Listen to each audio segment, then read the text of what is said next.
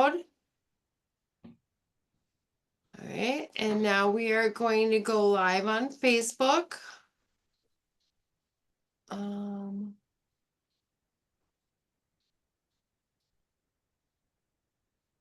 a minute. Hey, Jan, Yeah. did you claim host when you came in or stay No, co-host? no, I stayed co-host. Okay, where? Rita, did you stay co-host or did you claim host? I don't know what I am. I don't see co-host in my box at all. Okay, so let's look under, oh, live stream. Here we go. Got it. Okay, live on Facebook.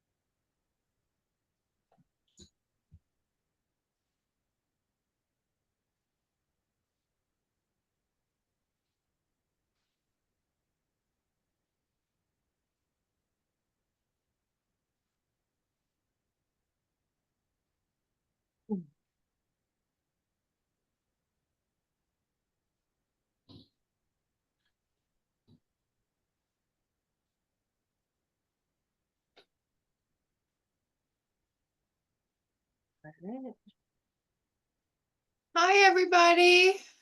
Hi, everyone. Welcome in. Hi. I'm so excited for you all to hang out with us today. It is Let's Be Live Saturday, and I'm with Briana Olson, and we're felting pumpkins for Halloween. Yay! So excited. What a wonderful season. And so we are so glad you're all here. The full moon. Oh, that was just so big and beautiful. I don't know if you all saw it, but you can definitely feel the good energy everywhere. Jan, our fearless president, do you have announcements for us? Just a thank you for all the people that participated for our 35th anniversary party last Sunday. We had a lovely time. There will be pictures available soon that through the UMBS website of all the wonderful queens with their crowns and their shoulder sashes and all their jewelry. It was a really fun day. It was fun to be able to dress up and which we don't do very much anymore. And then I don't think Marlene is on yet. Marlene Morris is doing the Twin City Bead Bazaar, and she's still looking for people to work at the UMBS table to promote UMBS, and she also would like some more people to volunteer for the make and take classes on Sunday afternoon. So if you're available, Marlene is the contact, and you can find her information on the UMBS website or contact any of the board members. And I think that's it, Rochelle. Super. Well, we're so excited for you. If you're not familiar with our Upper Midwest Bead Society events, this is our Let's Bead Live, and we do it one Saturday a month. And this is a free event. And so everyone is welcome to join. We also have our membership. It's only $35 a year. And you can join. Our private member meeting is the first Monday of every month at 6:30 in the evening. And some of those are live in person, but we always Zoom to everyone. So you can join no matter where you are. And you can find more information on membership at umbs.org. It's a click easy link to join, and you can pay through PayPal. And so we have coming up for our member meeting on Monday, November 4th. is Edgar Lopez. He's an amazing bead artisan. He's from the Dominican Republic, and we're just so excited for him to show. And then we have an in-person meeting for our December holiday party, and we have Sue's Clum leading us in a wonderful holiday ornament, which is a fun quilted stitching project. So we're so excited for all of that to come. So if you want to join our private membership, we would love to have you. You can join no matter where you live. So today we're excited to have our local favorite, Briana. She was here earlier in this year teaching us how to do beaded wire pansies. But today she's got a wonderful pumpkin. Oh my gosh, we're so excited. We're felting today. And Brie does everything under the sun. Her Etsy shop is Wild and Whimsical. And so check it on out. The link is in the Zoom link. We'll put it in the Facebook link for you too. And so we're so darn excited. She did have kits as well. And I know nothing about felting, so I'm so excited. Take it away, Bree. Tell us what we're doing today. Well, hello everyone. I'm so excited to be with you. Today we're going to have a little crash course in felting, and we will make one of these super cute little pumpkins to go with it. I'm going to talk a little bit about felting and the process of felting before we dive in. When I started taking felting, I was in college and I loved it. It was a wonderful way to make a three-dimensional object out of something that is soft and doesn't really have a lot of rigidity to it. When it comes to felting, there are two different methods that you can use. There is wet felting, which uses the felt, the roving, and it uses water and friction to create a solid piece. There is also needle felting, which is what we are going to do today. And it also uses the felt roving. And instead of water and friction, it uses a felting needle. These needles here are triangular in shape. So if you were to look at them, they would look like this. If you were to look at the end of them, they look like that. And on each of these little corners here, it has these teeny tiny hooks. And if you run your finger along, you can kind of feel these little hooks on the corner. And so what happens is, as we felt, which is going to be a process of just taking the needle and inserting it into the piece, it grabs the fibers and basically just tangles them up. And that's what we want. We want the tangling and we want the condensing of the fiber, which is going to create a three-dimensional object. So yeah, we have those two options of felting. We've got some different tools that we'll be using today. So we have the roving in multiple colors. We also have a base that we're going to use. Felting is a great process, but needle felting can be time consuming. So to kind of cut on our time today and not make it take as long as it could, we are going to start with a base. And really all this is a felt ball that's probably been wet felted, most likely run through a dryer, which makes it nice and round. And it's still got a little bit of give to it, which is good because that gives us the chance to sculpt and manipulate the shape slightly. If you're making three-dimensional felted objects, you can also use upholstery foam. That works as a great base as well, really holds the fibers well, and you can cut the upholstery foam with a turkey carving knife. That works really good to sculpt it. And because it is so soft, when you poke into the felt, you can really create a lot of shape. You can actually create a divot, valleys. You can create a lot of shape using the foam and the felt on top in layers. So yeah, we've got our base, our roving, and our felting needles. That's really all you need. It is a pretty simple process. When it comes to roving, there's lots of different animals, fibers that you can purchase. Really all you need for felting is a fiber that is going to be long enough. I have felted with lots of different fibers, including ones that have been rather short, like cat fur. So as long as the fiber is long enough, you can felt with it. Some fibers are going to be smooth and slippery, like Angora. Angora fiber is a really smooth and slippery and soft fiber, and it's lovely to work with. But if you find that you are fighting the fiber and you're felting and you're felting and you're felting and you don't feel like you're getting anywhere, a great thing you can do is just take that super slippery fiber, that Angora fiber, and just mix it with another fiber just to give it a little bit more catch, which is great. Merino is great to work with, just, your regular sheep, roving is great to work with.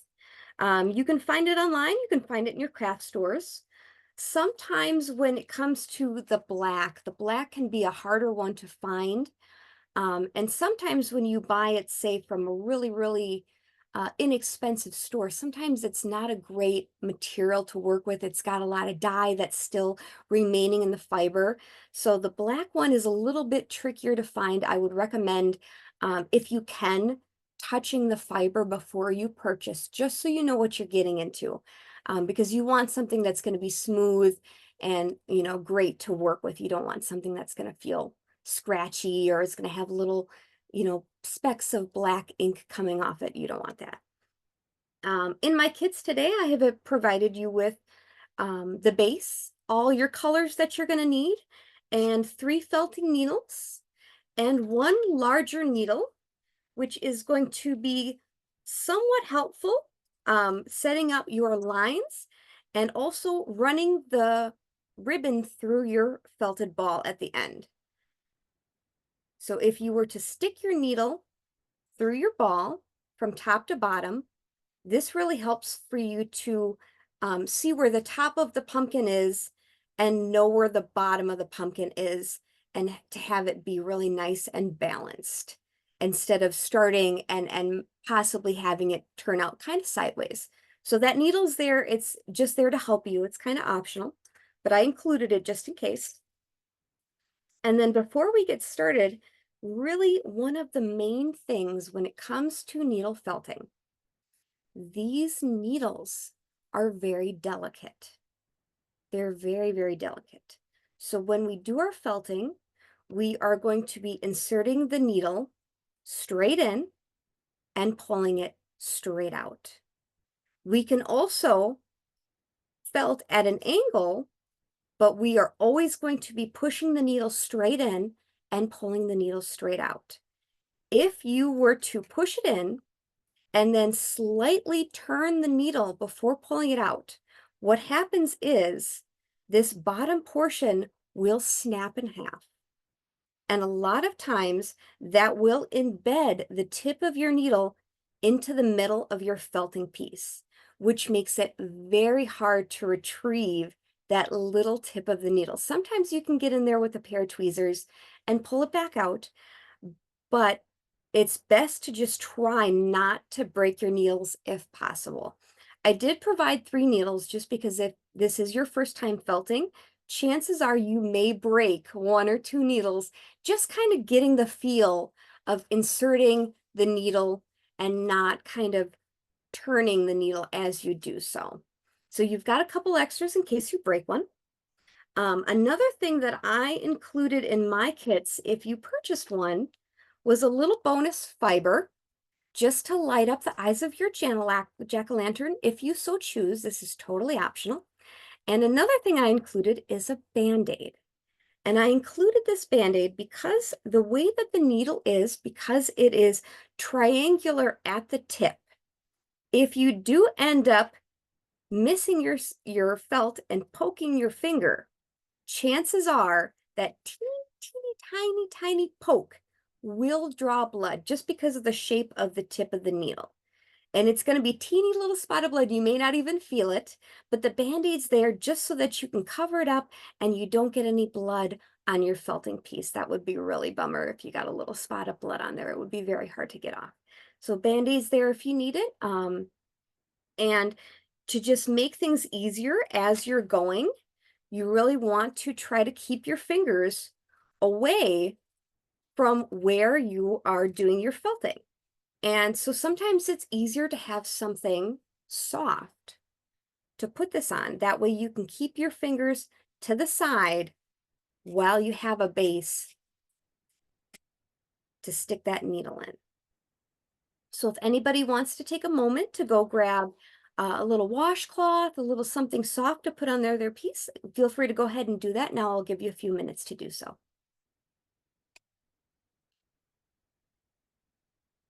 Wonderful. This is so much fun. I'm so excited. So other than twisting the needle, which is a super great point to tell me what not to do, Mm. any other thing do or don't do if it's your first time? You know, it's going to be a lot of learning of just how the fiber works.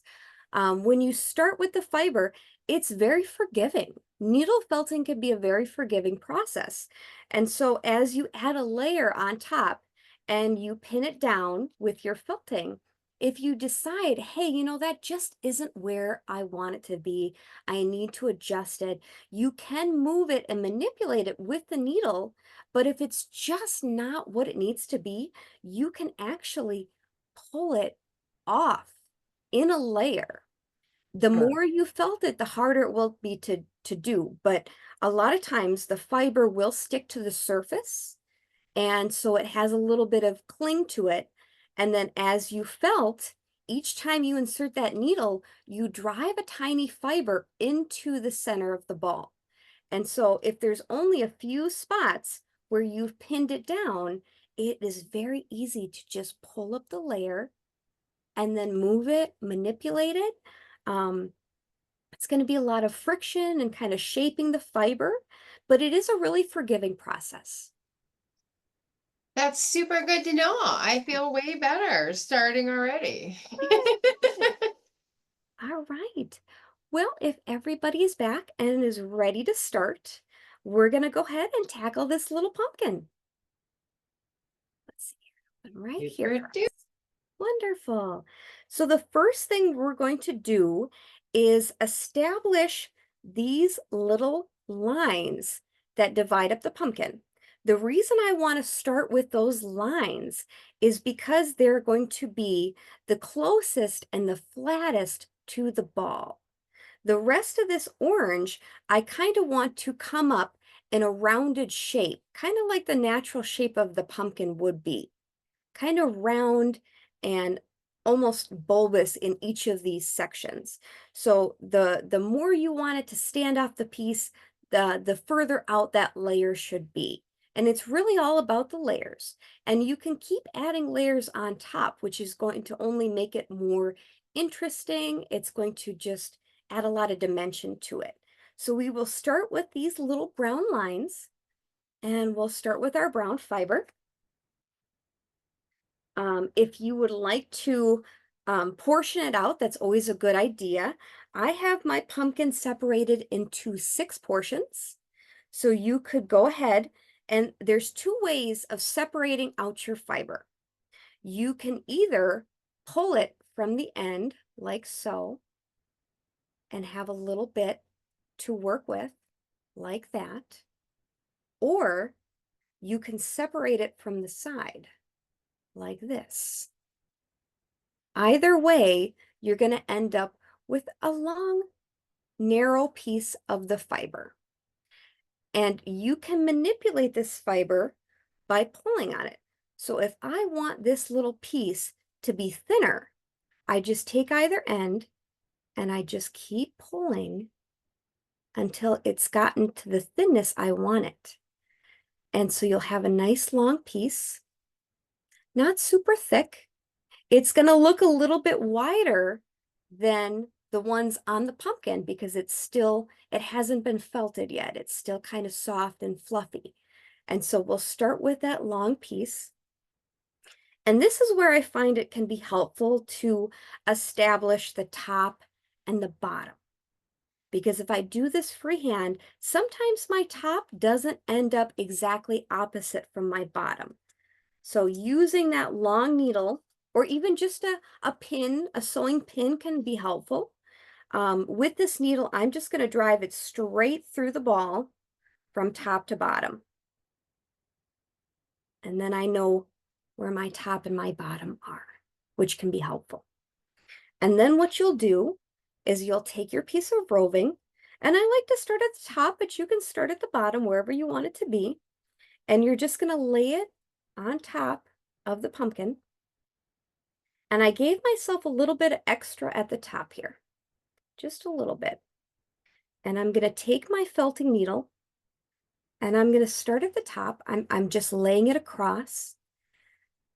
And what you can do with the needle is before you insert the needle into the felt, you can use it to just drag the fiber back and forth and position it right where you want it. And then when you're happy with the position of that fiber, you're going to start your felting process, which is really just stab, stab, stab over and over. It is a lot of that same motion, and we are just using one needle. So it does take some time. This will take some time, and it can be helpful to go at it straight on. But then after you've gone at it straight on and you can work your way all the way down the line and back up and down. Once you've kind of pinned it straight on like that, you can start going at an angle. But remember, keep that needle straight as you're doing.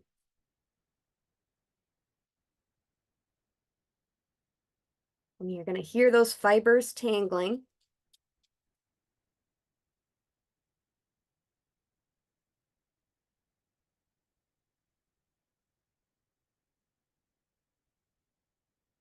You're going to start seeing them kind of join. They'll start to kind of mesh into each other. If that line is looking too thick, take your needle and go at the edge of the line. And as you push it diagonally, you're going to slightly move the edge of the fiber. So you can make a thinner line by doing that to both sides.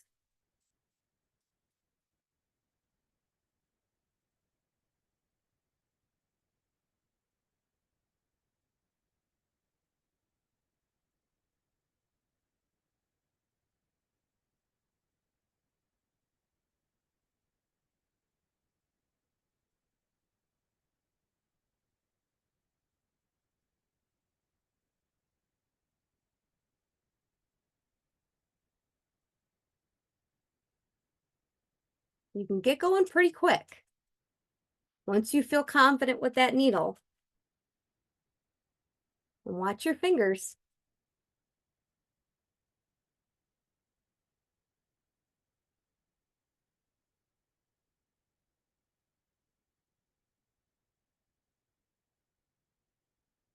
And my fiber is long enough here where I can actually go up the opposite side. So I can go all the way around, which is kind of nice, because if you break it into 6, you will have them line up like that.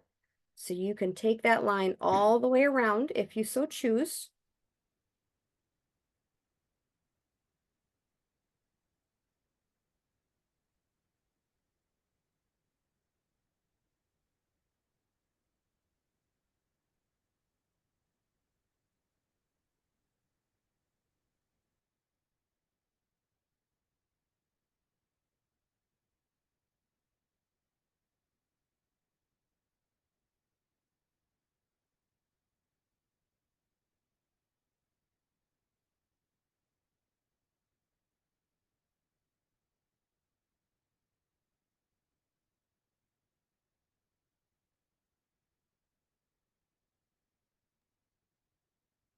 You're right, stabbing is very therapeutic. Yes, great for if you have a little bit of aggression you got to get out.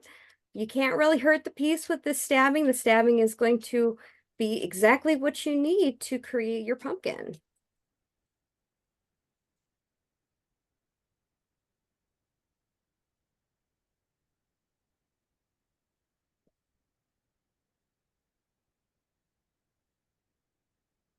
Wonderful. So everybody keep going.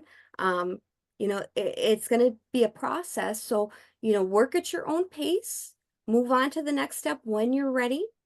You may not quite finish the pumpkin in our allotted time.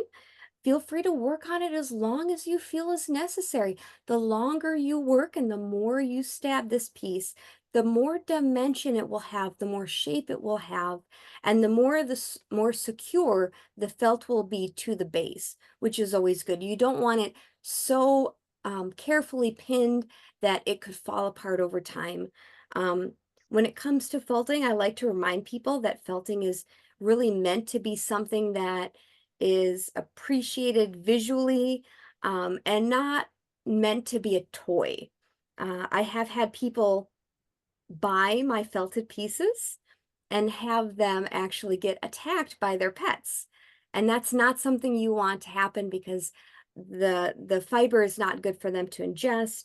If you were to break a felting needle inside the piece, that little piece could be dangerous to your animal.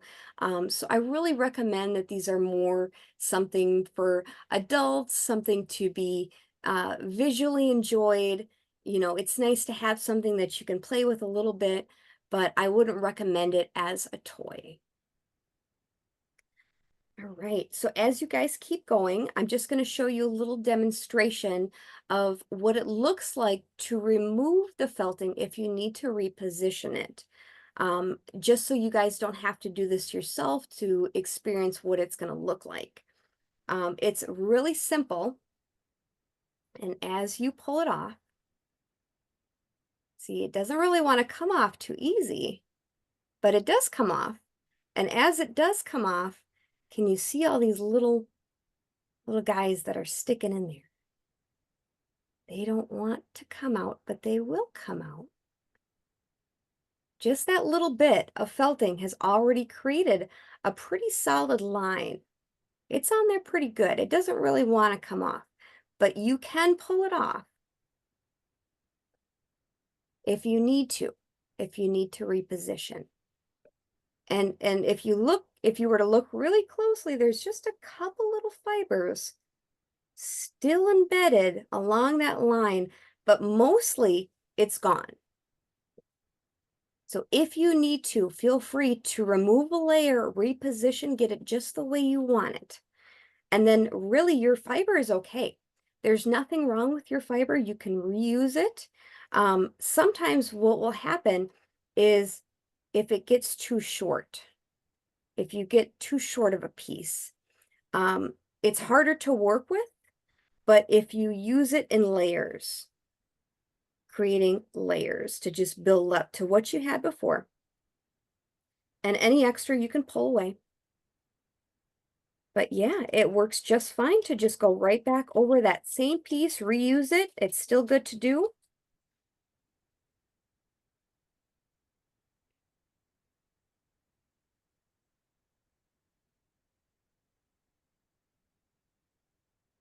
Sometimes what I like to do, depending on how fluffy the fiber is I take the tip of my needle and I kind of swirl it around the fiber until I've got it a little bit spun at the top, and it catches the sides of the needle, and then you can basically pin it, and then as you push the needle down, it's really going to get stuck in that one little spot. Tangling is the idea. So any kind of little tangling we can do with the needle is going to be beneficial. It doesn't have to be straight and neat. It can be a little bit fuzzy. That's okay. And just keep at it.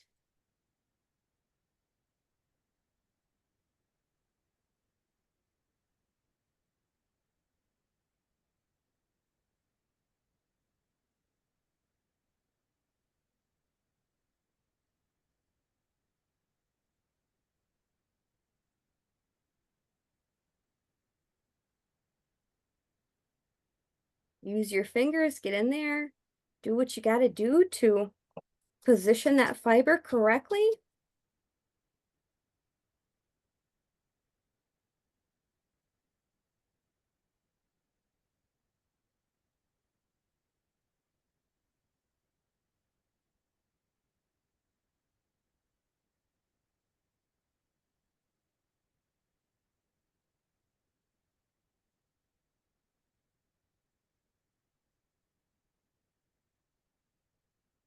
And really, this is it. This is the process right here. This is the majority of what we will be doing, is just inserting this needle and going back and forth and really pinning the fiber down. So not a super complicated process, just time consuming and repetitive, but it's nice because the repetition allows you to not necessarily have to focus completely. You definitely want that focus there when you're doing the more detail-oriented parts, but when you're just adding a layer on, you don't have to have as much focus as long as you're confident with the way your needle is going into your felt piece. If you lose your attention and then you start breaking needles, then you may not want to split your attention between two activities, because breaking needles is not good. Not that they're terribly expensive, but you just, it's really a shame to have a small piece of a needle inside your piece that you can't retrieve. So how far should you be stabbing into your ball to get it to lock into place? So you really don't have to go very far. The first set of hooks on this needle is right at the tip of the needle. So even just going that far will already catch the fibers and start inserting them. Really, the furthest you can go is to where the shaft starts to get a little bit wider. That is really as far as your needle can go. So on mine, it's maybe an inch and a quarter. So not very far. You really don't have to go very deep with the needle. I usually go about halfway to maybe all the way, depending on kind of how I'm doing it.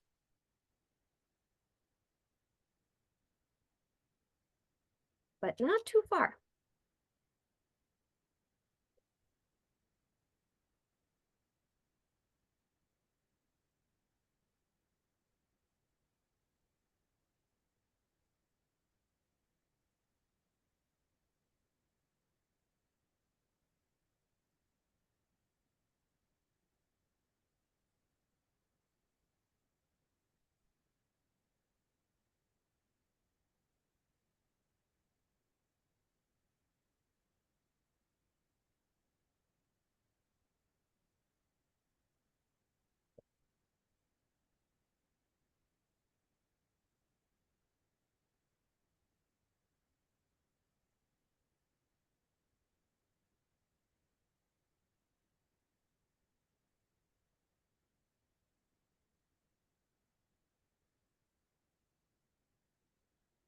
As I'm going at the edges, it's just condensing my line and making it thinner and thinner.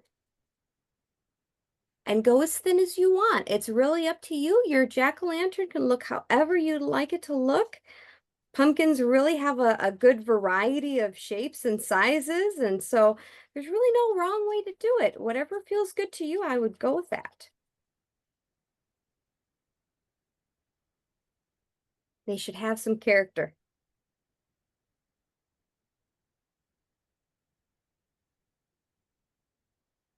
Alrighty.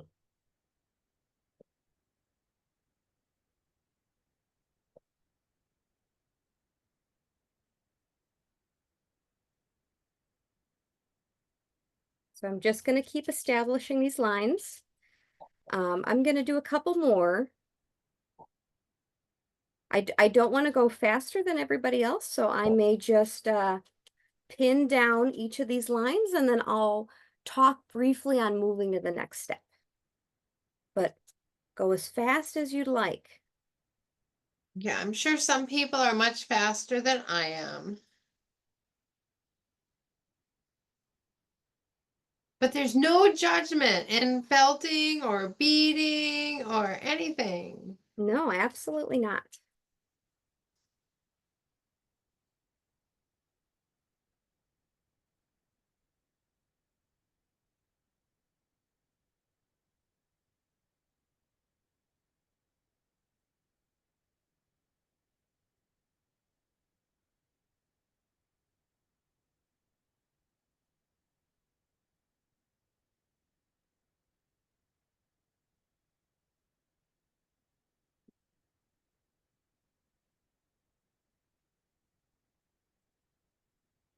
Now, say you're branching out to other things, other felted items.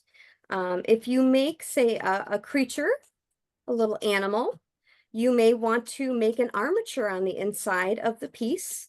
And usually I start with upholstery foam and wire to create the armature of the piece. Now, when you do that and you have those wires, or say our needle inside the center of our felting piece, sometimes what can happen, especially if they're wires and they're kind of running all through the piece, is as you stab your needle in, sometimes it will hit one of those wires. And a lot of times that will break the tip of the needle. So just know if you're adding those armatures in, you have to just be a little bit conscious of where those wires are and kind of work around them, or just anticipate possibly hitting that metal with your needle, because it can happen. But adding an armature can really add a lot of lifelike quality to your piece, having the ability to pose it. Birds are a nice fun one to start with because they're rather small and they're nice and colorful, so it's great use of all those colorful roving. But birds are fun to do.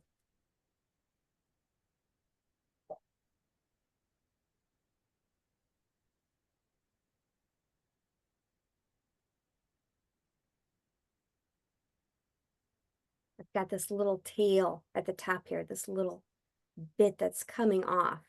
And again, I'm just going to take my needle and swirl around it with my needle.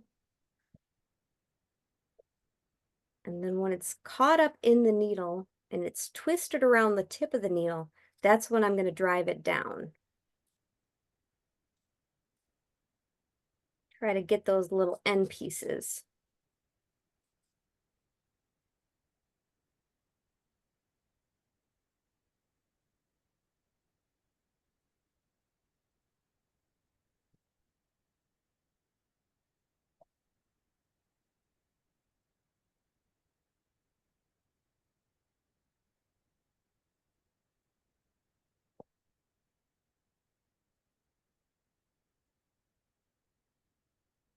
Alrighty.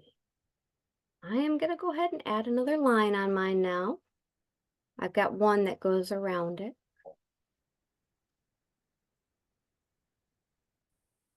Let's split my fiber. Nice long piece.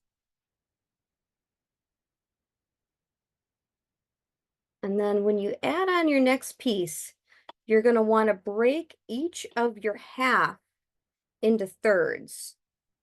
If you're doing six little segments, you could really do as many or as few as you choose to do. It's really up to you, but I like six. Six is a good number for me. It's kind of my lucky number. So I'm going to add that next one on there.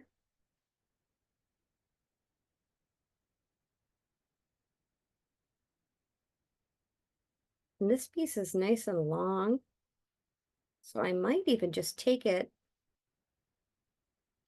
around this needle at the top, about halfway, about the middle of my roving. And then I'm going to take either side down like this. So now I've got that 1, 2, 3.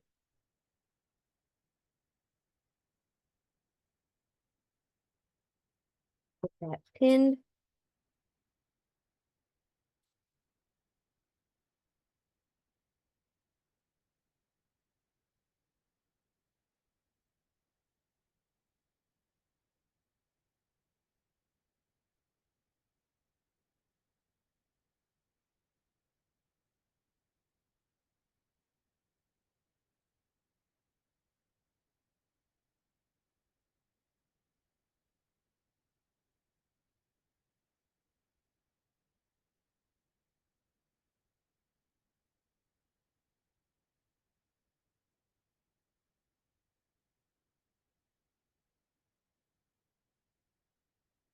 I'll be going to the apple orchard tomorrow, which is where we pick our pumpkins for the year. I'm very Which is excited. your apple orchard that you like to go to? We like to go to the Pine Tree Apple Orchard. Ooh, where's that?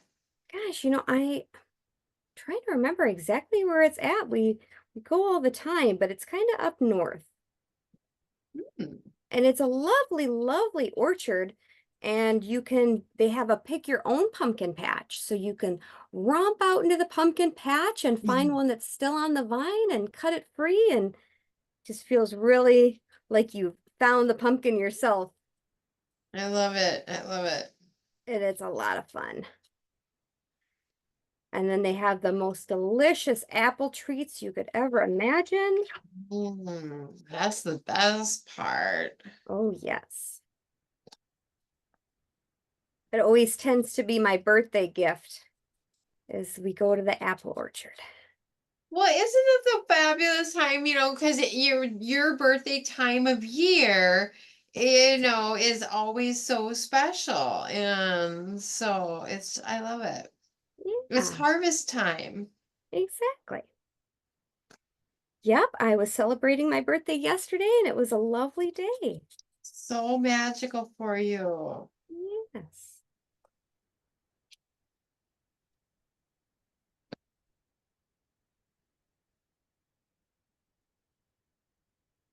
Yeah, it was a Goldilocks day yesterday. That's for darn sure. Just Mhm. perfect. It was a lovely day.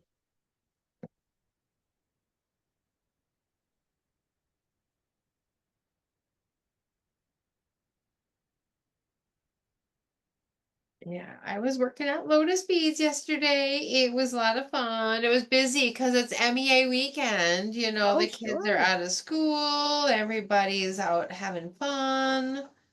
So was it as crazy as the prior weekend when we were there? Yep, pretty much equal. And it was only a Friday. Oh my So, gosh. On the previous Saturday, we were there with Hannah, and I got to tell you, I mean, you could hardly walk around the third level because there were so many people. yeah. Yeah, and the third level is not the most popular level. Usually it's the other levels. Yeah. So, when the third level's packed, it's all crazy. So, yeah, when we're done today, I get to call and see if they need me to come in or not. I'm kind of on call. So, if it's super busy, then I'll go work tonight.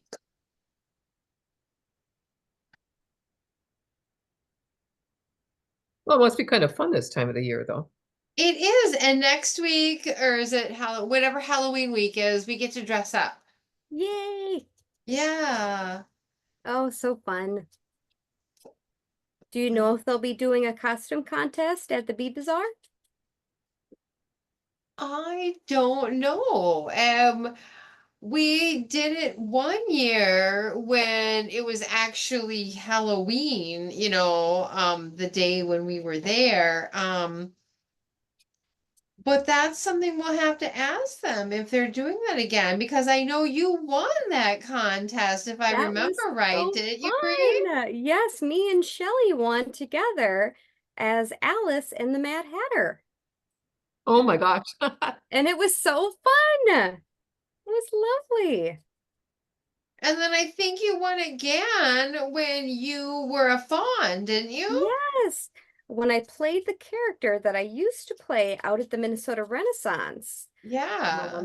my fawn costume, she's also known as a satyr, but she is quite an attention getter because she's got stilts that make me 12 Oh my inches gosh. taller.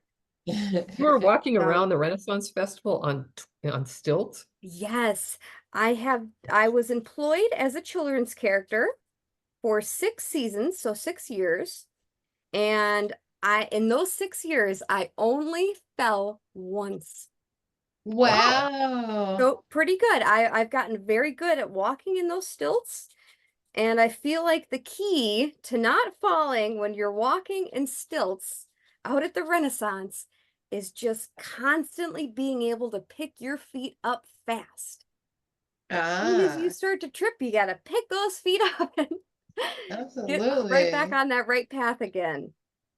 So yes, Oh, but they are because they are stilts and because they're made of lightweight aluminum, they are still rather heavy and about 15 pounds on each of my legs. oh, wow. Wow, really? So I got to play her twice this year, just as a patron, just out there to play and have fun, not to make money or to be employed, just to have fun.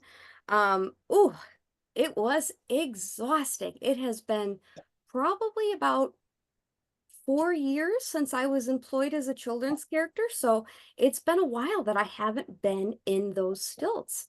And every time I do it, it's a little reminder my body has to have that, yes, this is difficult. This isn't the easiest thing to do. And it's really about the position that I have to hold my legs in Mm.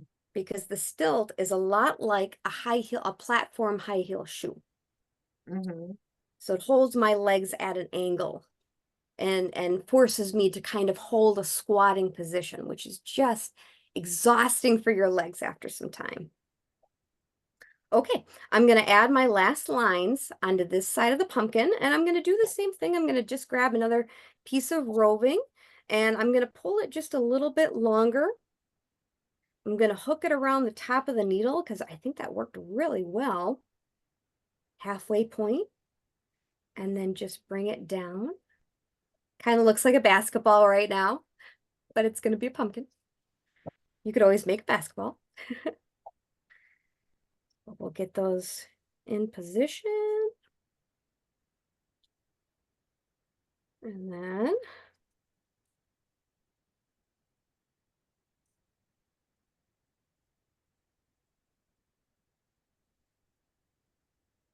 how are we all feeling so far? Stabbing away. I feel like my lines are too fat. Yes. So as you go at each line, if you stick the needle right at the edge of the fiber and instead of going straight into the ball, run it across the surface like so. And the more you do that, the more it's going to move that edge over. So you can keep going until it's gotten pretty thin, and then definitely do from the opposite side as well. Hit that edge, go kind of across the surface of the piece, and it will start to make that line thinner and thinner. Is that working for you? Yeah, yeah, I peeled some of it off too. But yeah, that helps. Good. I tend to just work one section at a time, so having two sections be soft at the same time, maybe not the best choice, but as long as you can kind of hold them with your thumb so that they don't move around.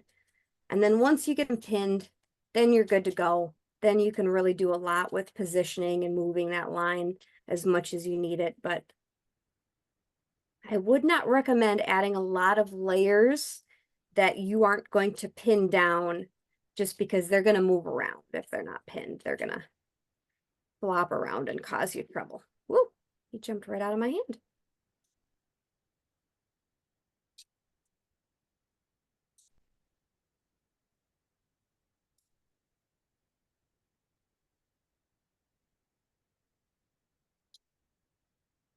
Well, I'm guessing the orange will cover up some of the error of my ways with the brown, right? It will, because you can really put that layer as far over the brown as you want it to be. Or on another hand, you could put it centered in this orange section here so that you still had a little bit of orange on either side if you want. I did not choose to do that with this pumpkin. I brought my orange all the way to my brown. But if you wanted a little bit color, a little bit more dimension to it, you could just leave a little area for this darker orange to show through. Totally up to you. Do what feels right.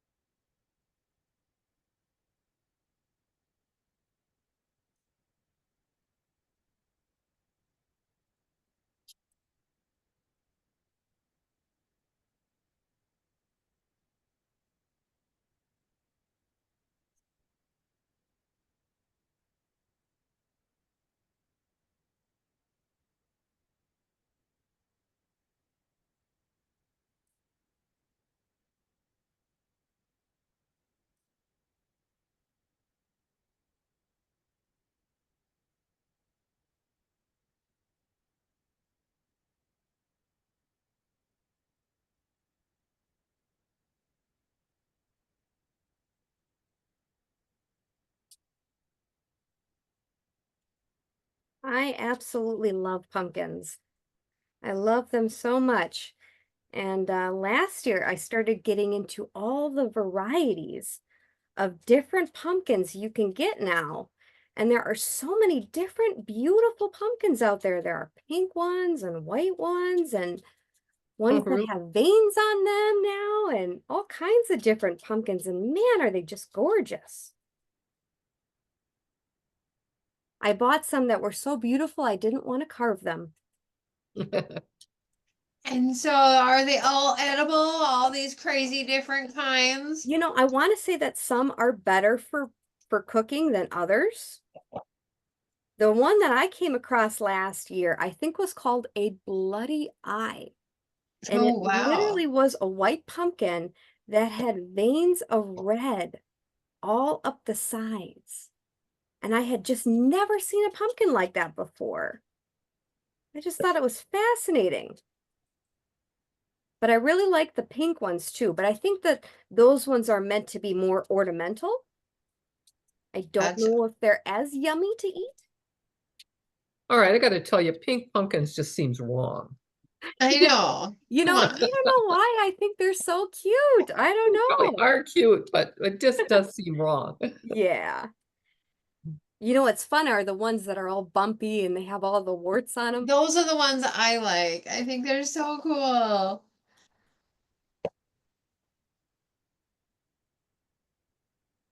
Yeah, the farmer's market, the Minneapolis farmer's market this time of the year would be a good place to find some of that funky stuff. Oh, absolutely. Back when my mom lived in St. Paul Park, we used to go by this little farm, this little hobby farm, and they would have all their pumpkins out on the front of their property. And they just have a little bucket, and you could drive up and pick up a pumpkin and put the money in the bucket. Wow. And this one year, we got these just giant pumpkins from them. So big that as me and my mom tried to lift it and decided it was too big, the two farm boys come running out of the house and they come and they help us pick up the pumpkin and put it in the back of the truck. And So it cute. was just a massive pumpkin. I don't think we've ever had a pumpkin so big. So And unlike, how did you unload it then? what was that? How did you unload it when you got home? Oh, thankfully we had guys at the house. Ah, We were just driving by the property. We hadn't anticipated buying the pumpkin. But as we were driving by and we saw this beautiful massive pumpkin, we had to stop. And I want to say that we had to flip it over onto a sheet so that we could all grab the edge of the sheet and pick it up into the truck because it was huge. oh, golly. And it was so nice because, you know, they must have a lot of pumpkins that they don't charge by the size. A lot of places that, I mean, when I go to the Yeah, Pine Tree usually Oh, they yeah. Apple, charge by the they pound. charge by the size of the pumpkin. So if you want a big pumpkin, you're paying a lot of money. So it was nice to have a nice big pumpkin and not be out a lot of money. Did you see that giant pumpkin that won the pumpkin contest in California? That's what you were showing us earlier. Wasn't it over 2,000 pounds? Oh, yeah, yeah. 2471, yep. Oh my goodness. And it was That's- smaller than the same guy has won 4 years, I think. He's from Anoka. It makes you wonder what is his secret to get him so big. No, I think it's the seeds. Oh yeah. It's got to be, you know, He's because just your normal pumpkin with just gonna water do and that. sun isn't going to do it. That's why in Alaska they say it's the volcanic dirt as well. Why Okay. they always had, and then the midnight sun, you know. A lot of it is keeping them very moist. So a lot of times they'll cover them part of the day just to keep the moisture in them so that they keep getting bigger and bigger. You cover the pumpkin or the leaf? The pumpkin. I know Ah, somebody that tried growing one for a competition and they had to keep it covered so many hours each day just so it wouldn't dry out in the sun. interesting. Mhm. That guy that grew that great big pumpkin, I probably live only like 10 miles from him. Oh, Wow. wow. So have you seen his big pumpkins? No, his farm is, they'd never tell you the address of the farm because Oh, I then they got you. would probably worry about vandals and Oh, sure. competitors. Don't They want don't anybody want somebody snatching your stealing big his pumpkin. pumpkin that he can sell the seeds at $300 a pop. Right, Wow. right. Is that how much he sells the seeds for? Some of them, yeah.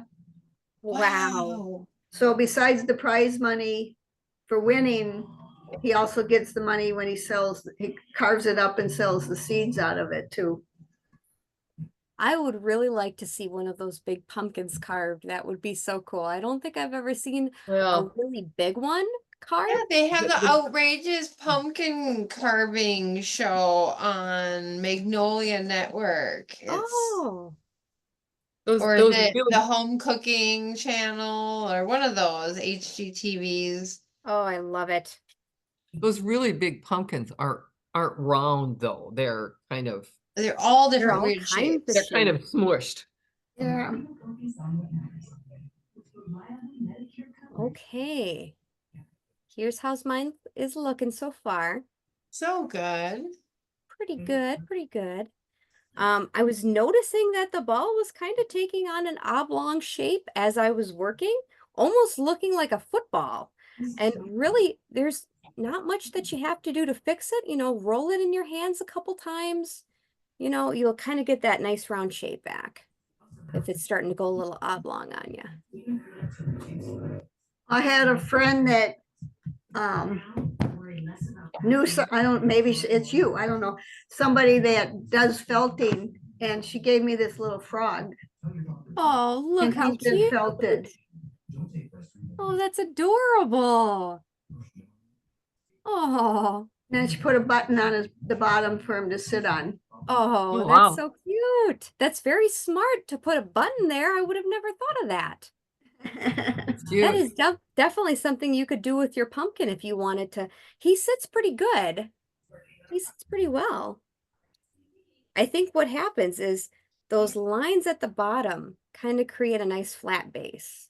Mm. But if he was more round, you could definitely put a button there to kind of keep him sitting flat. All right. So I'm going to go ahead and start moving on to the next step. Don't feel like you have to until you're ready to. It's really a lot of the same thing that we're already doing. We're just adding another layer with another color. The first thing I'm going to do now that I've established the top and the bottom of my pumpkin, I don't really need this needle in there anymore, so I'm going to take that out. And if you got one of my kits, you should have plenty of extra roving, which is nice. You know, choose to do what you want with it. If you want to make your pumpkin look a little bit spookier, a little bit more organic, you can definitely do more. You've got extra fiber if necessary. But I'm going to crack open our main color. And I like these sections to be a little bit more voluptuous, a little bit more volume in these sections. And you can almost see it at the bottom of my pumpkin, how it kind of bows out and then goes in and then bows out with each of these sections here. Mm-hmm. You kind of want them to be a little rounded if possible.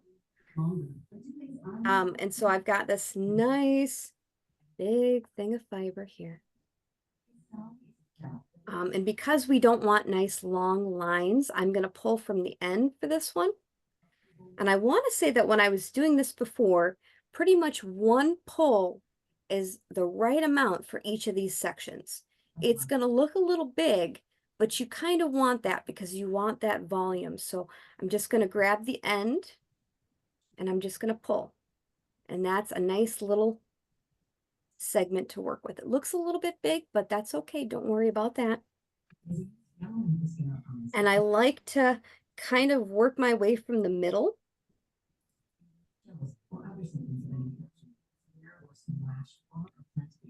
It does feel like a little bit much, so I'm actually going to take just a little bit off. I'm going to take some off the side here. You can always add more on. You can always take more off, whatever you need to do. So do what makes you feel comfortable. You can kind of shape the fiber a little bit in your hands, kind of make a nice like oblong shape. with like little tapered ends, which is good. And then I'm going to lay it in that section there. I can still see my brown on either side. And I'm going to start pinning it. I like to start in the middle. And remember to kind of do that directional poke at the edges, because you don't want your brown covered up. You want to still be able to see that a little bit. So move the fiber with the needle as necessary. And when it's nice and narrow, then continue to do that pinning motion. The Jersey Mike's catering box, assembled by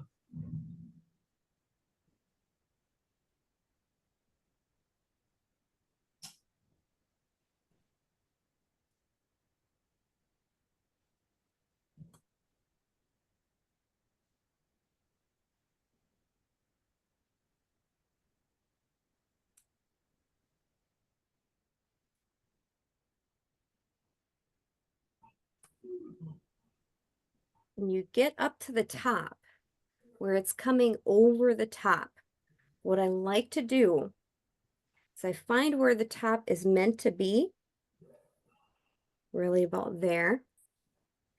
And I take my fiber and I twist it, and then I lay it back over itself, like so. So that now, where the end of it is, it's a lot closer. And I can actually take my needle and create the tip again.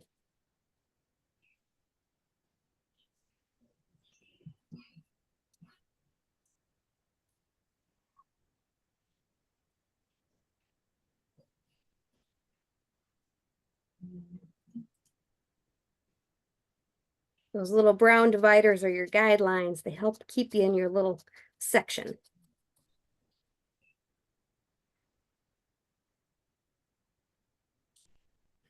Now with this piece, you kind of want to work the sides of it a little bit more than you work the top of it, because the more you work the top of it, the flatter and flatter it's going to become. And if you want that rounded shape, you kind of want to hit it from a diagonal on each side. You do want to pin the top slightly because you want those fibers to be tangled, but don't just repetitively go flat at the top, because you will flatten that area out. And if you keep going after it's flat, you'll actually get a divot or a dent in it. So you really kind of want to work around the area, work it from all sides.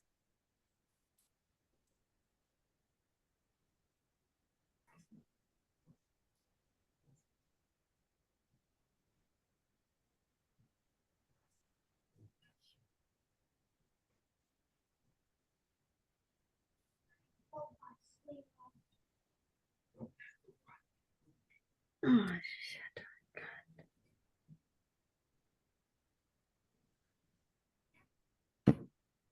All right. And it is going to flatten out quite a bit, but you want to keep some of the shape.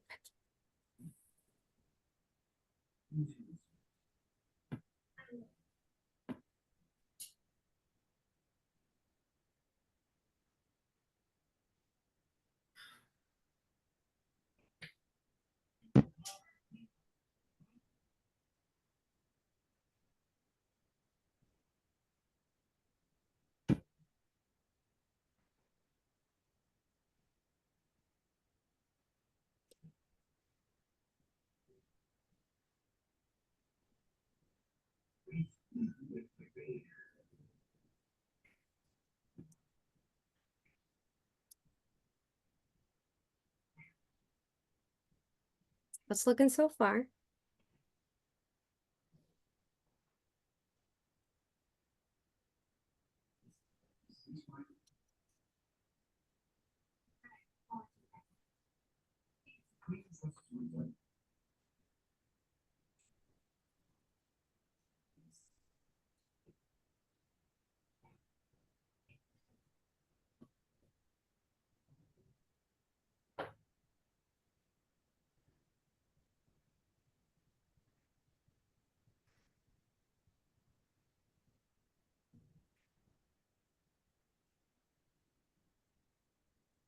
Is anybody's arm getting tired yet?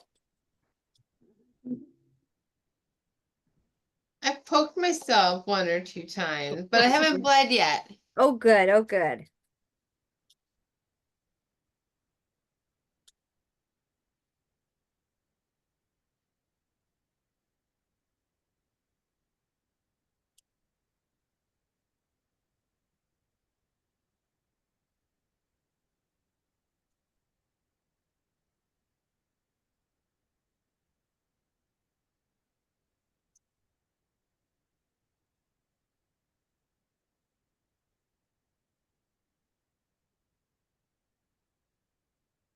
My pumpkin's kind of fat. So the more that you felt, the more the fibers are going to condense and create a smaller, thicker piece. When you're doing wet felting, which is that other technique I was talking about, you actually have to calculate how much your piece is going to shrink because it actually loses a third of its size in that shrinking process. So if you're felting somebody a hat or a bag or something like that, you have to take that shrinkage into account because as those fibers shrink up and the air goes out and the fibers start to tangle, it gets smaller and smaller and smaller. That takes practice.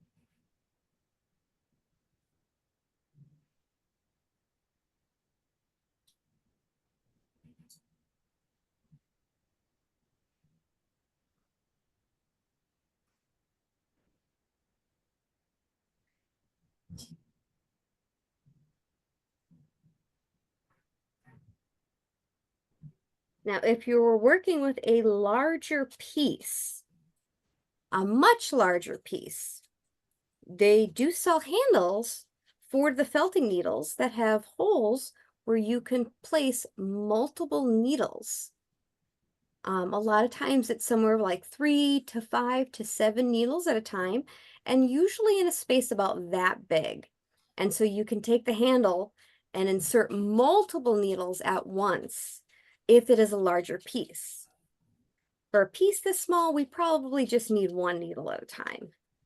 But if you ever work with something larger, they do sell handles for the felting needles where you can use multiple. That sounds like an amazing tool. Yeah, it is nice. It is nice. But if you're doing detail work, you Yeah. almost need the control of just 1 needle.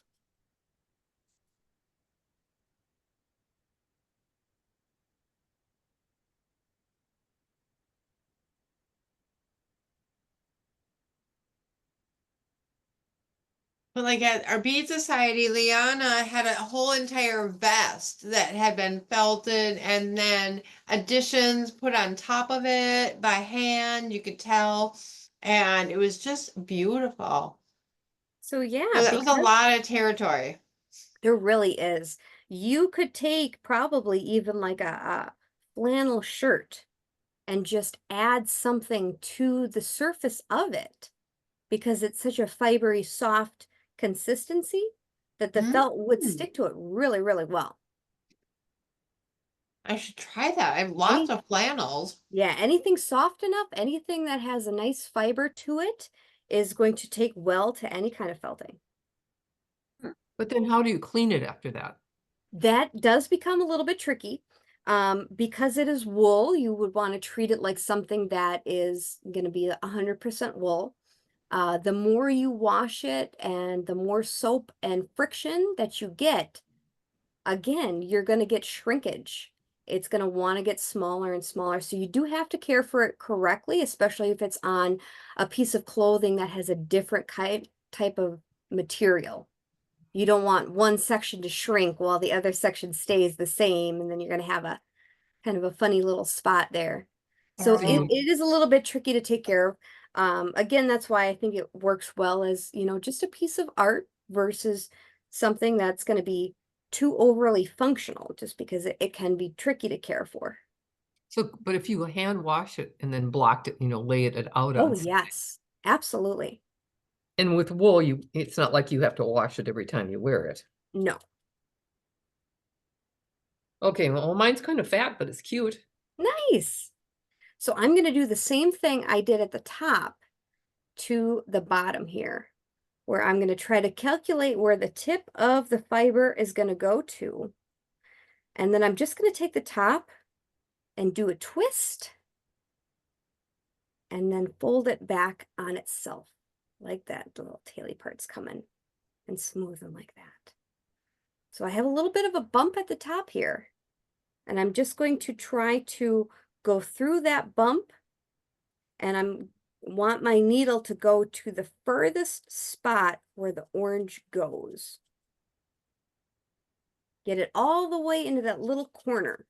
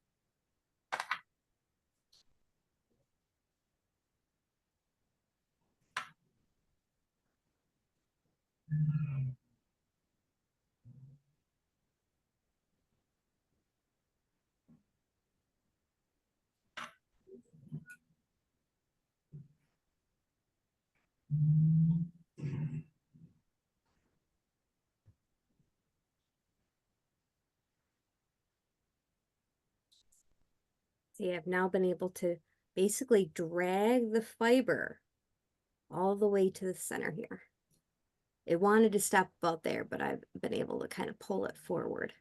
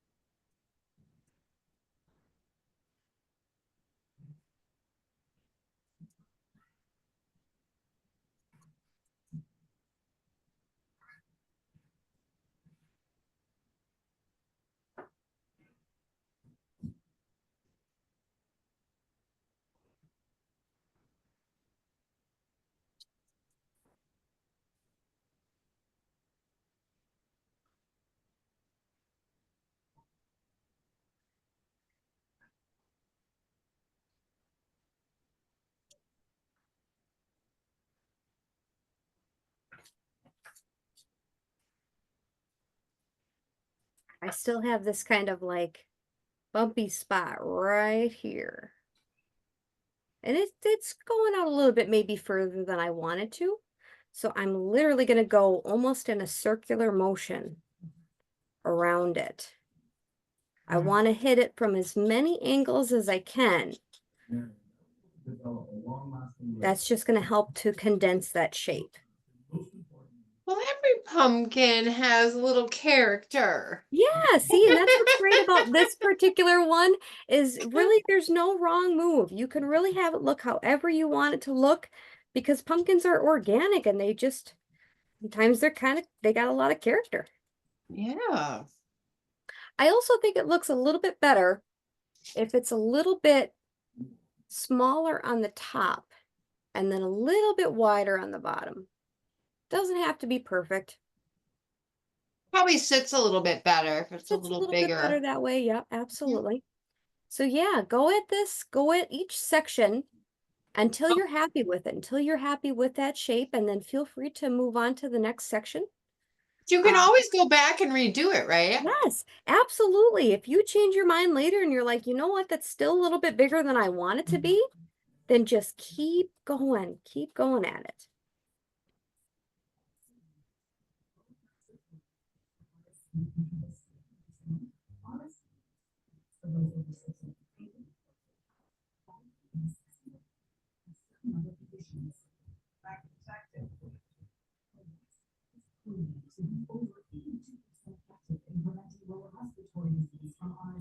I hear somebody's television.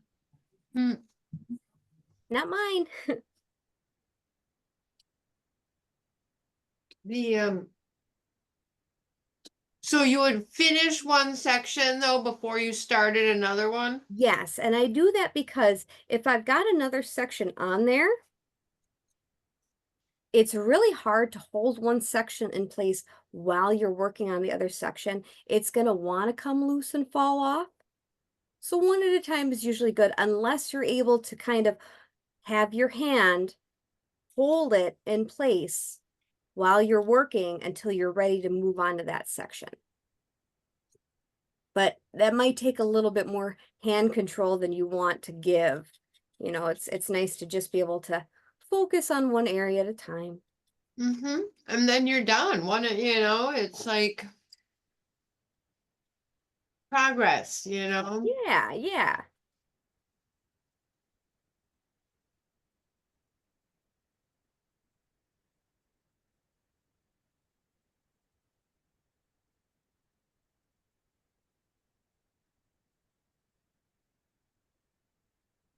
There we go. That's how it's I looking. think yours looks great.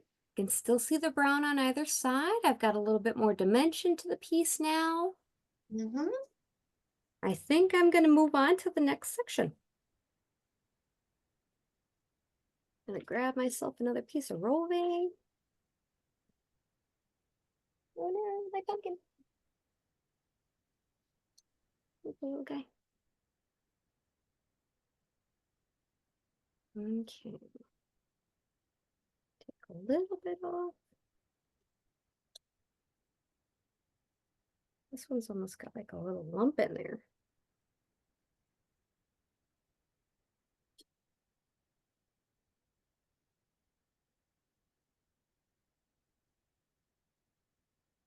Okay.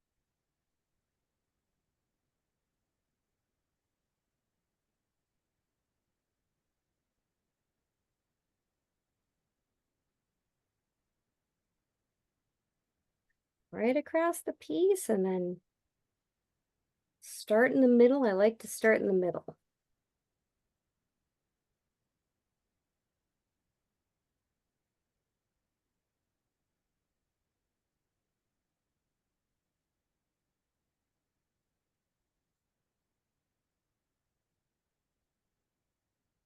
Trying not to let my camera shake too much as I do this. I find it a lot easier to do when you set it down like that.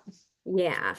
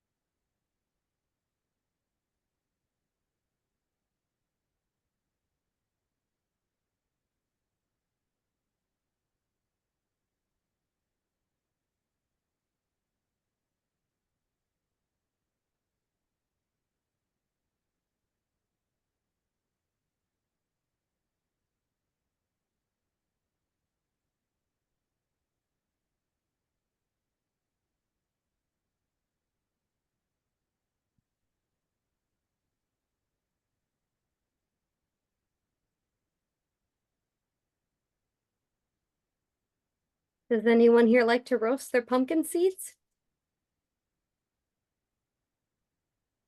I like to eat roasted pumpkin seeds. Yeah, yeah. Oh, that's one of my favorite parts, I think. I roast mine too with like cinnamon and sugar. Ooh, yummy. I've always And just done salt, but oh, they're so good. Like I crave them this time of year. and so do you put them in butter? Do you put them in anything besides the salt or just Literally, salt? literally, I let them sit in a bowl of salted water overnight, Yep, I do and that that's too. it. And then I make sure to leave them into the oven until they start to kind of dance a little bit, start to pop and move around just a little bit. Do you use any oil or anything in the pan then, or No. do you leave I it? use a baking sheet and I use tinfoil on the baking sheet. So they're still damp when you, Yes. oh, cool. Yeah, and they usually turn out pretty good. I'm pretty crazy about them. But cinnamon and sugar sounds good too. Yeah, you just have to do it on a low heat Okay, because of the sugar. It'll burn otherwise. sure, sure.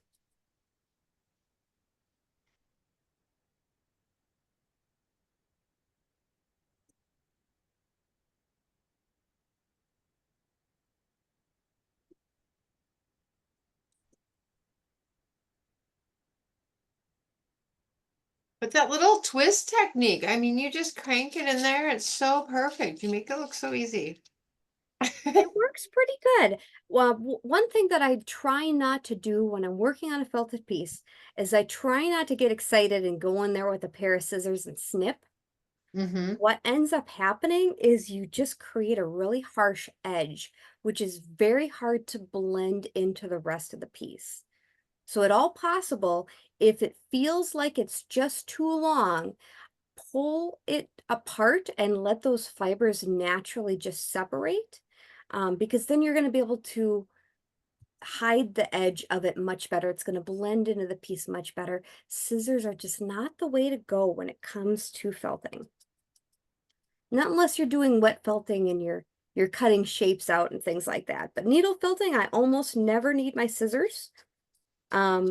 Sometimes if I'm doing, say, an animal that has fur and I'm doing layers of fur, then I'll use the scissors, but I almost never use it just to cut a piece of roving that's just too long. You always want to do a separation, a tear. That's going to be a much more natural way to end the piece.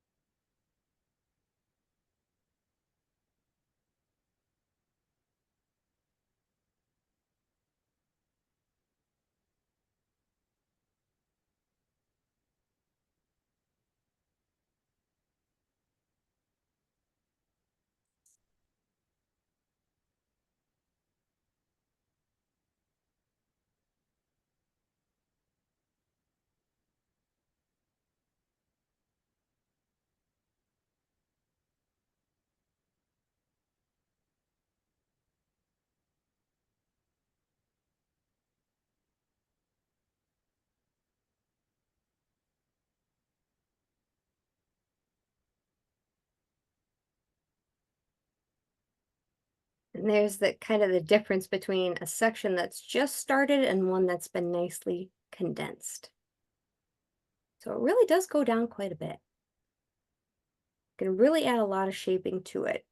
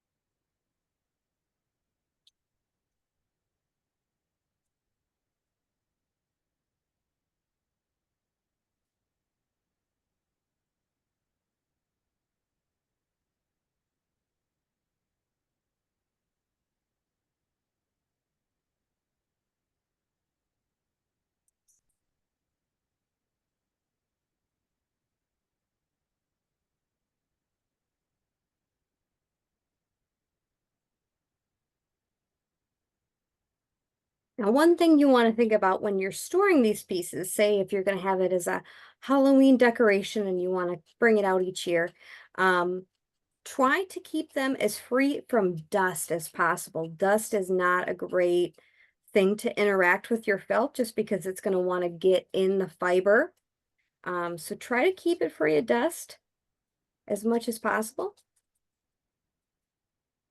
They can be hard to get the dust off once the dust has got on it. Just store it in a plastic or a metal container. Yes, I would highly recommend.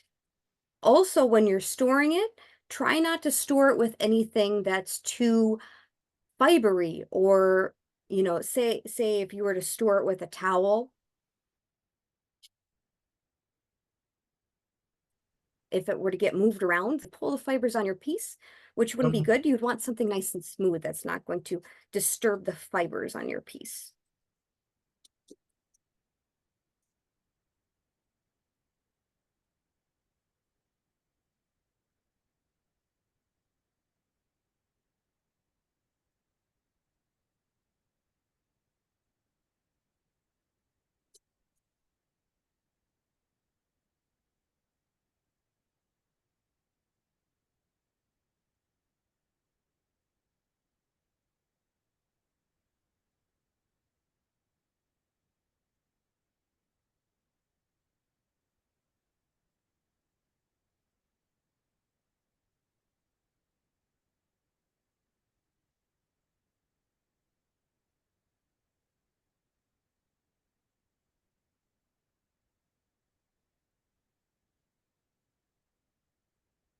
When I first started felting, I had a friend of mine who happened to be a tattoo artist.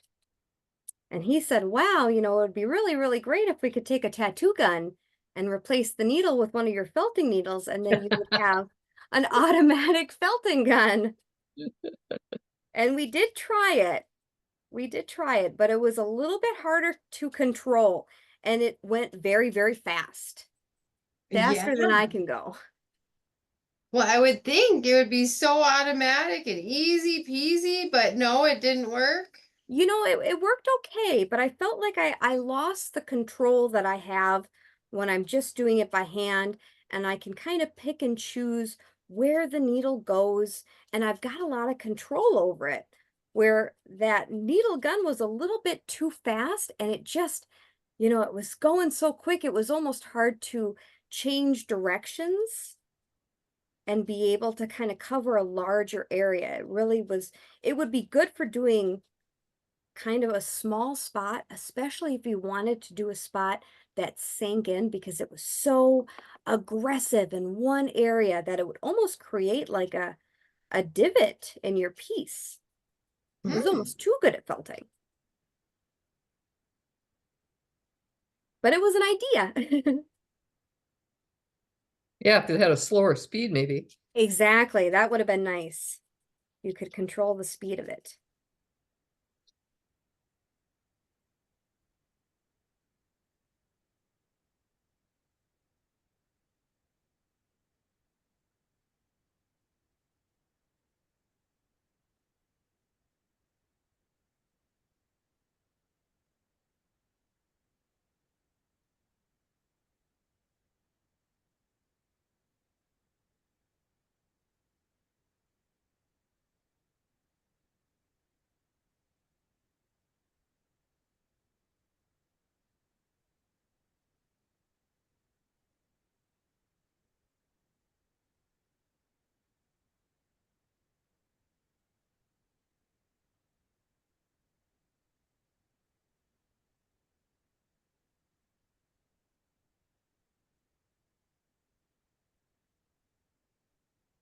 Something you can do if you're kind of testing how well it's felted is run your finger along it, give it a little push, see how much it will go down just by the pressure of your finger.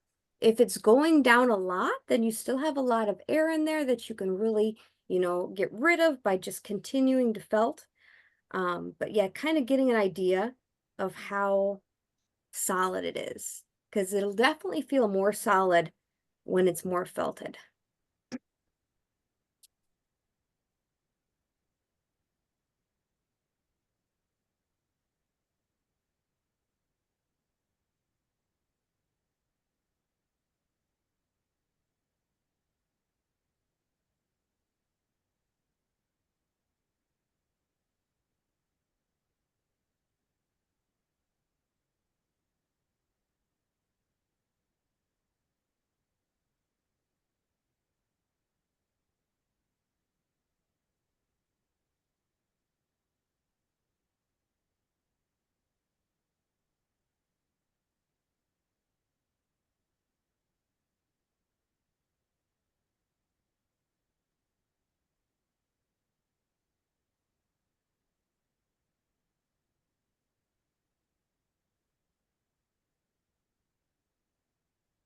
So if you happen to be a person who is allergic to these natural fibers, if you have a wool allergy, which some people do, you can either choose to handle the fiber with gloves, or you can work with a fiber that doesn't come from animals.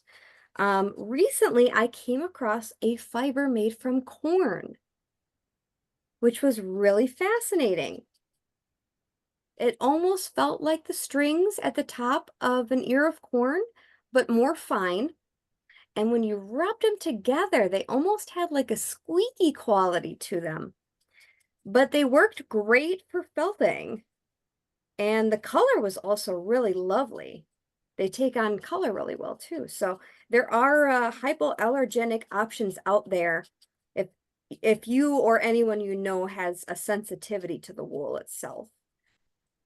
We actually had a classmate in college start felting, and she wasn't allergic when she started, but she started to develop a little bit of an allergy to it.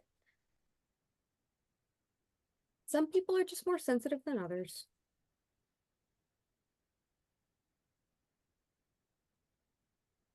Also a good thing to kind of give a person a heads up if they're going to handle your piece, just to make sure that they don't have a wool allergy.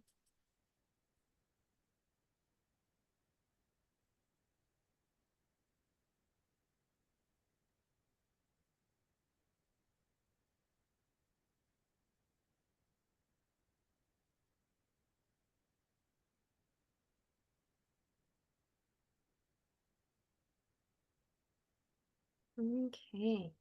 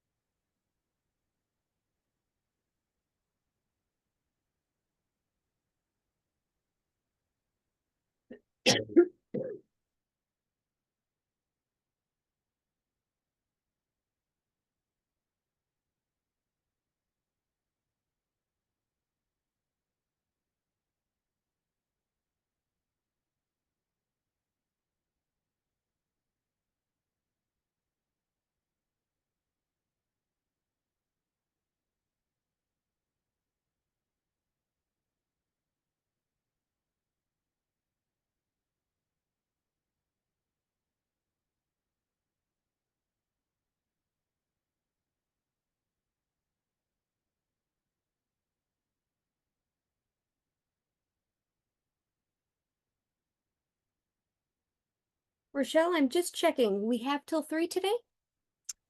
We do have until 3 today, so it's yep 2:38. So we're doing fine. I didn't know if um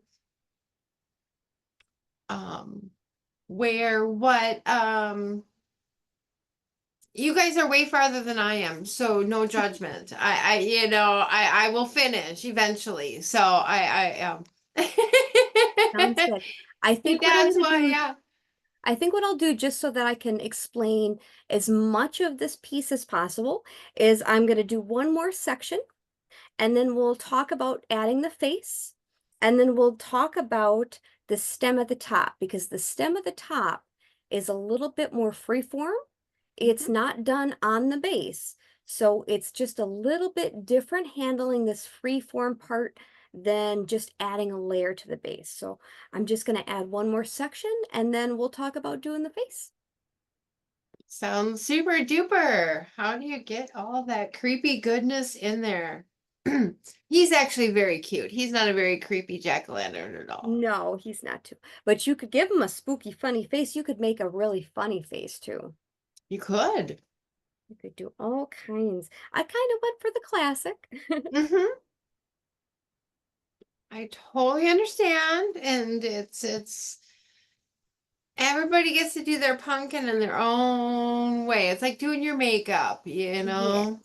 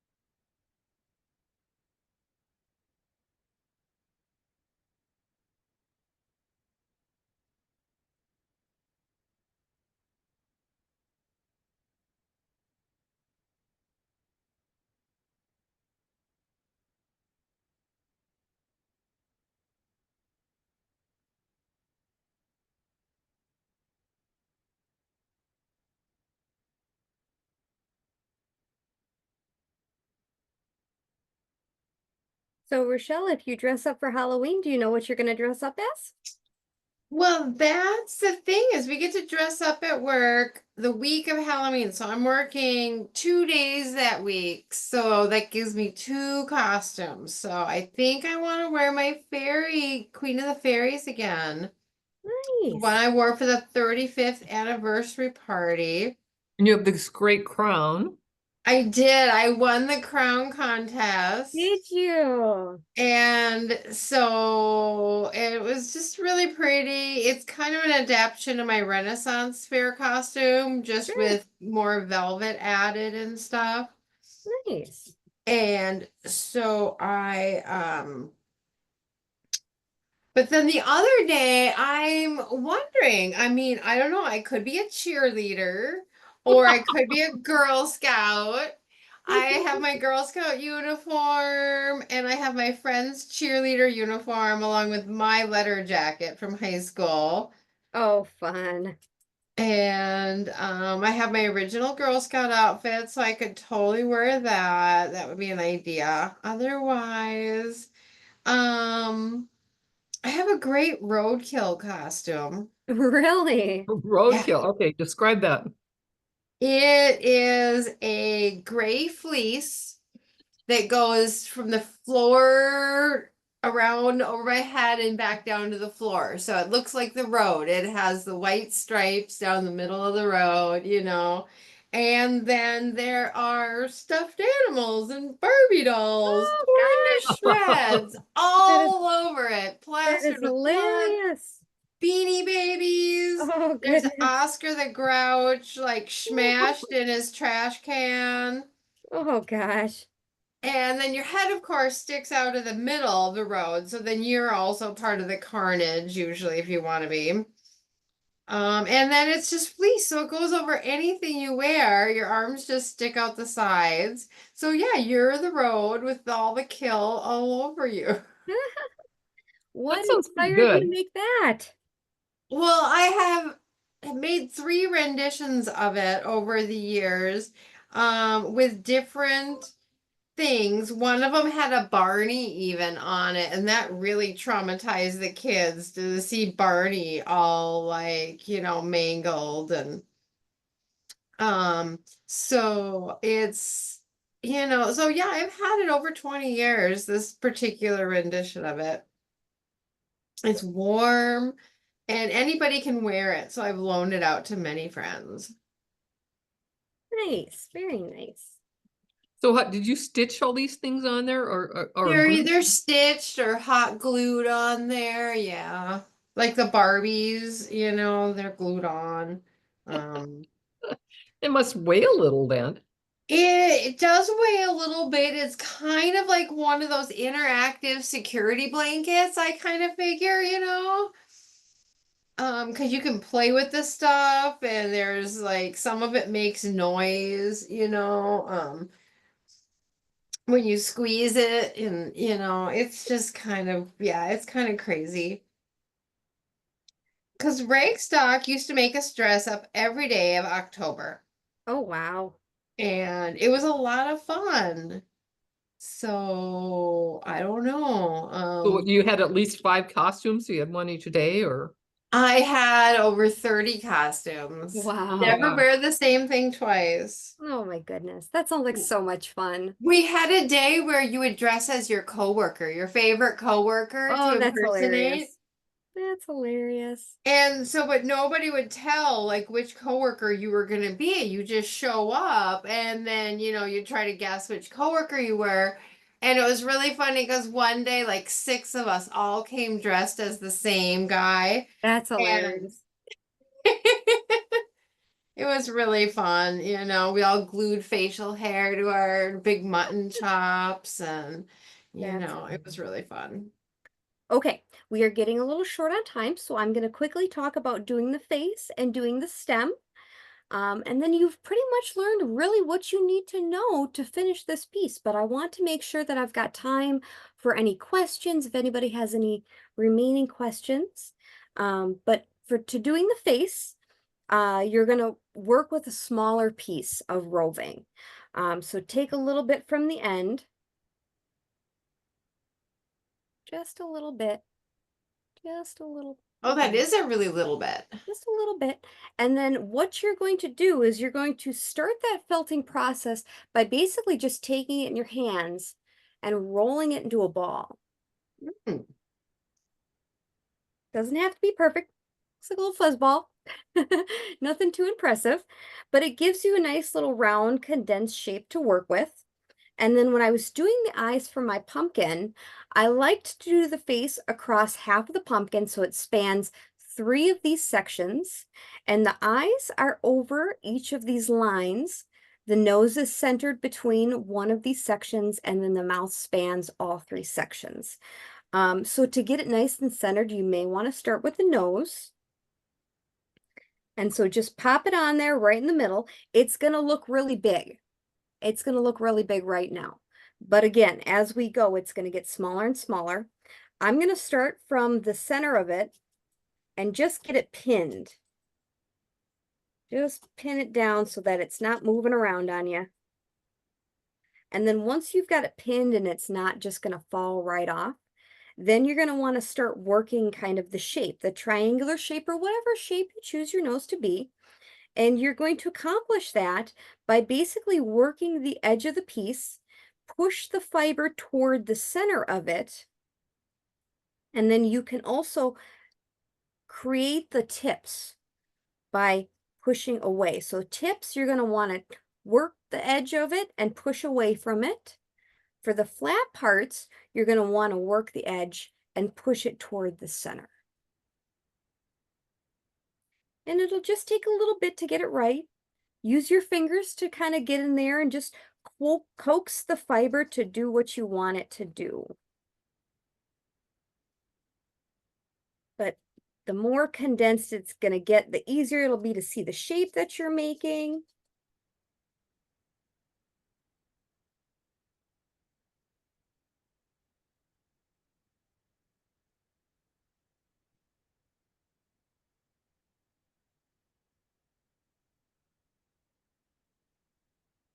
Work that edge, work that edge.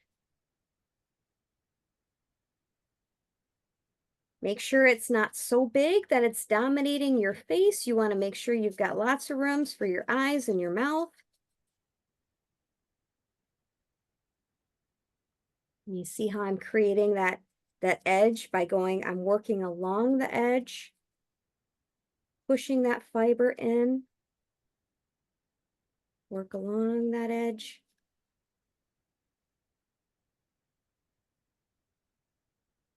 The more you do it, that smaller that little triangular shape is going to be. So just keep going until you're happy with that size.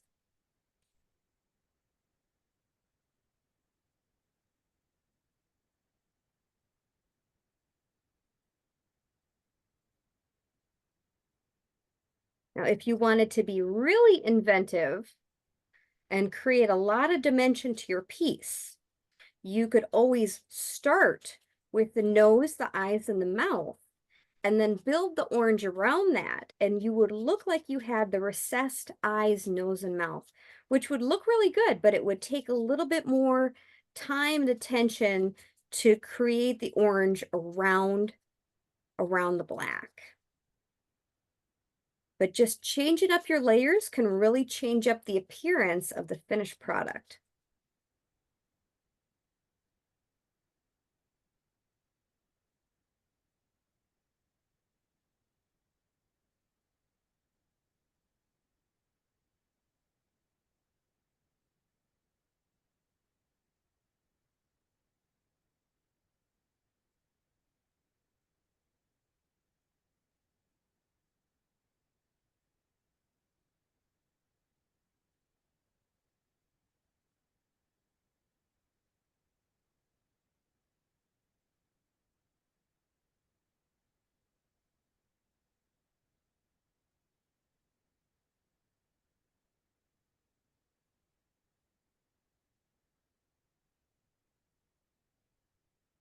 The start to a nose. Oh my God, that looks so good. Not that I'm surprised, you just do it so fast.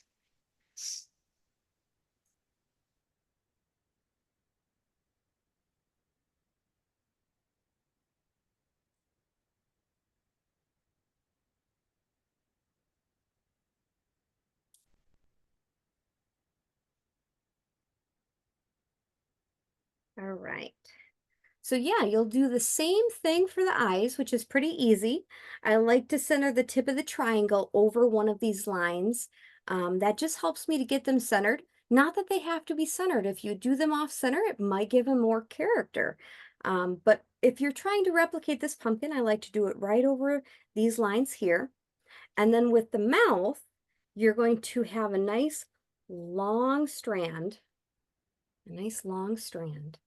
And I would start in the middle and work my way out to the edge.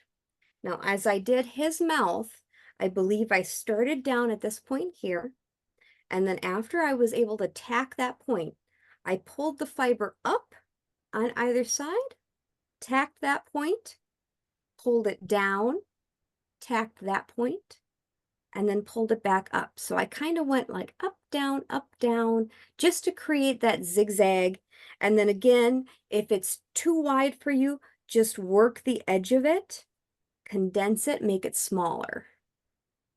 And you can really move the fiber a lot by just going across the surface. Just across the surface, you can move it up and down quite a lot. All right. I'm not going to finish the face just because we're running out of time, so I'm going to talk about the stem. Now, the stem is going to be similar to the eyes, where you're going to want to take a portion of fiber. I'm probably going to take maybe like half of what I've supplied you with here. Just about that much, not too much. And you're going to want to start by tangling it, roll it in your hands.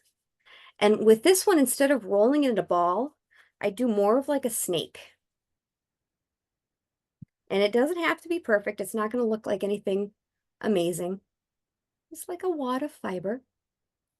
And then you'll start at the top of your pumpkin and just tack it in place. Just tack it to the top of the pumpkin so that it's holding on. And then after you get it tacked, you're going to do a little bit more of a free-formed sculpting, which can be a little bit more intimidating than what we've done so far, but it is the same process. It is really just hitting the fiber at different angles and making a condensed piece.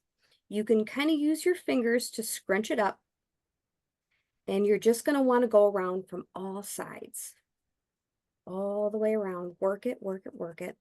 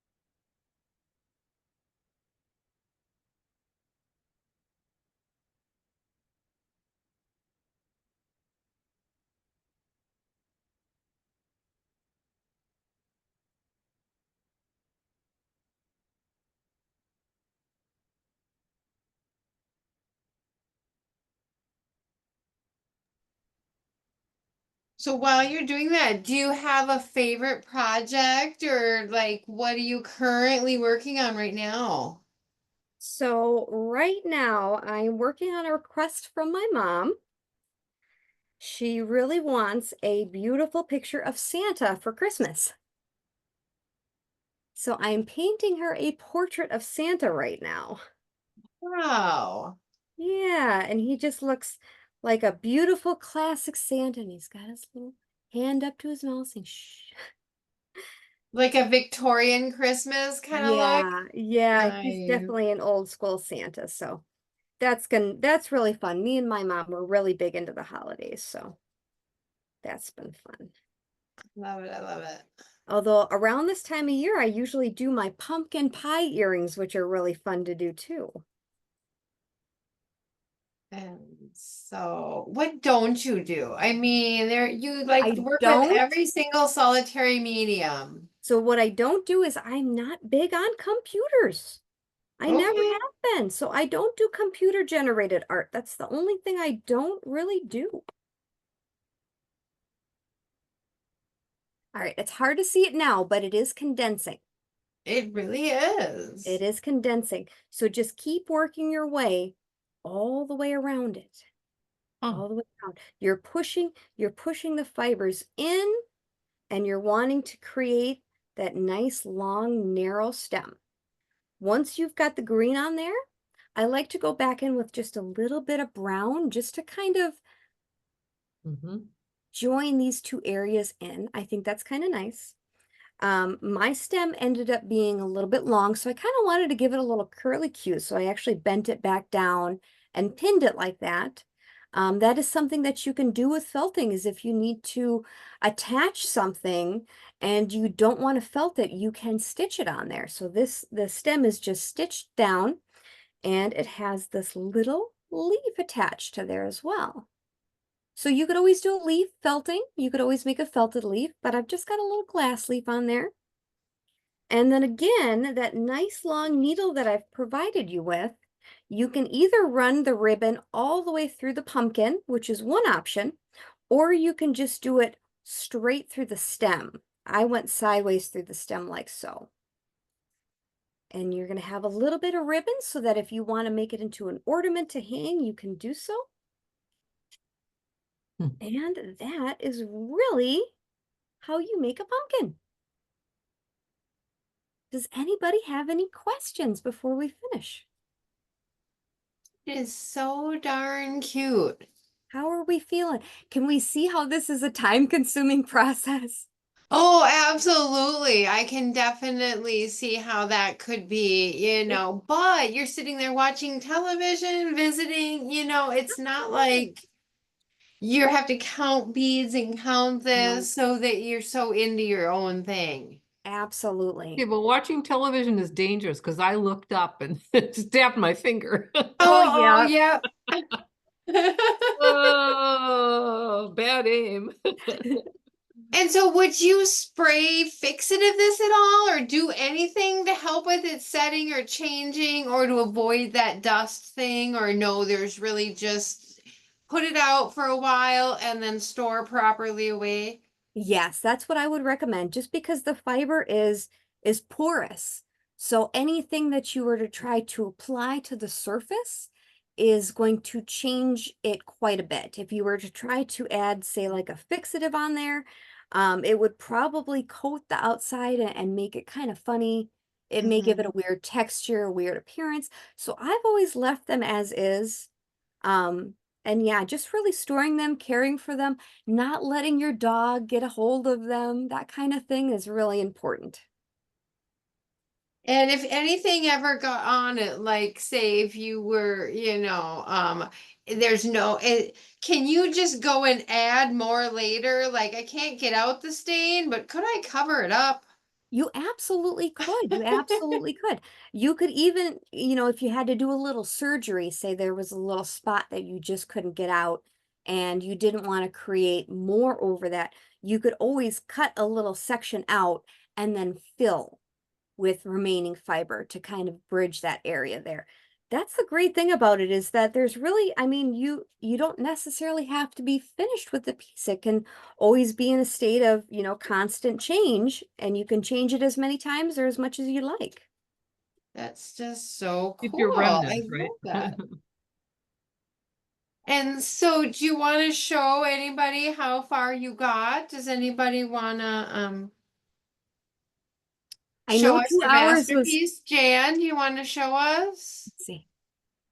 I There got, we go. I'm working on section 5, so I got Nice. one more section to go. That looks great. Kind of Good fluffy, job. but Yeah, yeah, I can pat him some more. that looks Yeah. great. Good job, good job. Yeah, this is the poking is kind of fun. It's kind of stress relieving. It really is. I love it. Marlene or Linda or Natalie, do any of you guys want to show? Okay, here, let me spotlight you, Marlene.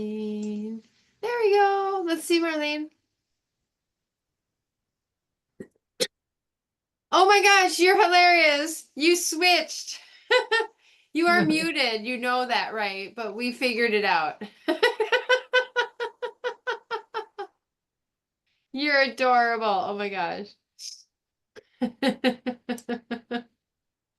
You can always just watch and get a kit and then watch again, because that's the wonderful thing about this video is we are recording it and we are going to upload it on our YouTube channel. It's Upper Midwest Bead Society YouTube channel, and this is where you'll be able to find this again in the future. And so we are so excited. Thank you so much for joining us today. And we want to once again remind you that it's Wild and Whimsical, her Etsy shop, and it's also her Instagram page. And she's got so many different wonderful things, from one end of the spectrum to the other. Oh my gosh, you are so talented, Bree. This has been so much fun. Well, thank you so much. Thanks everybody for joining me today. I hope you learned a new fun little technique for making something fun. Great. Absolutely. This is I totally really fun. did. And so I hope you all too. I can't wait to see what you make. And so if you make it, post the pictures in the comments. Thank you so much. Thanks Have a again, super everybody. day.